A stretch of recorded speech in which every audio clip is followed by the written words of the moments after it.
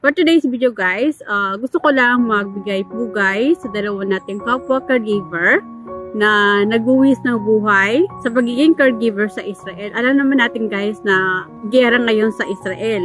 Okay, itong kababayan natin na kapwa nating caregiver ay meron po silang chance na tumakas or umalis dun sa pinagtatrabuhan nila. Pero guys, hindi nila ginawa yun kasi ayaw nilang iwanan yung alaga nila.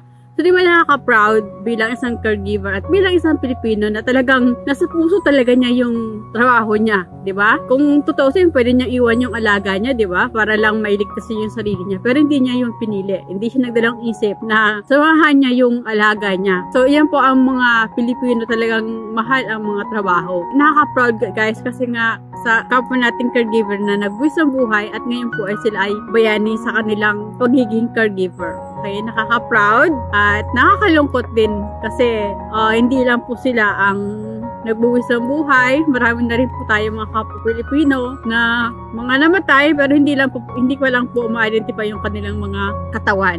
Okay? Ang masasabi ko lang po sa mga kapwa ko Pilipino dyan sa Israel at mga kapwa caregiver na mag-ingat at kung maaari ay lumikas na po sila. Okay, at tabayanan lagi nila yung announcement ng Filipino community or ambassador natin dyan sa Israel na lagi kayong mag-antabi sa kanila at kung maaari lumikas na po para may salba niyo po ang mga sarili nyo at makauwi na po kayo ng ligtas dito sa Pilipinas.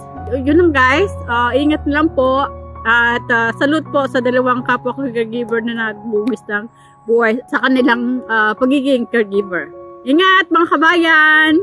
God bless po sa inyong lahat dyan!